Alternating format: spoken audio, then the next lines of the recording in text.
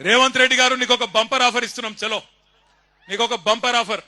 నువ్వు అంటున్నావు కదా నేను కుల గణన చేసిన బీసీలందరూ సంతోషంగా ఉండ్రు, నేను రైతు బంద్ చేసిన రైతులందరూ సంతోషంగా ఉండ్రు, రైతు కూలీలకు పైసలు వేసిన వాళ్ళు సంతోషంగా ఉన్నారు, అందరు ఇండ్లకు కాయిదాలు ఇచ్చిన పేదోళ్ళందరూ సంతోషంగా ఉన్నారు అంటున్నావు కదా. దమ్ముంటే రేవంత్ రెడ్డి కొడంగల్ ఎమ్మెల్యే పదవికి రాజీనామా చేసి మళ్ళీ ఇక్కడికి రా, ఎవరు గెలుస్తారో చూద్దాం. నీకు మాటిస్తున్నాం.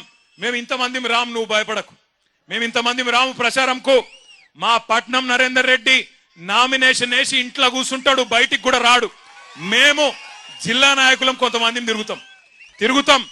గెలుచుడు కాదు నేను చెప్పేది. 50,000కు ఒక్క ఓటు తక్కువ వచ్చినా నేను రాజకీయ సన్యాసం చేసి మళ్ళా రాజకీయంలో కూడా ఉండా. ఇది వాస్తవం. ఈరోజు కొడంగలే కాదు రాష్ట్రం మొత్తంలో వాస్తవ ముఖ చిత్రం ఇది.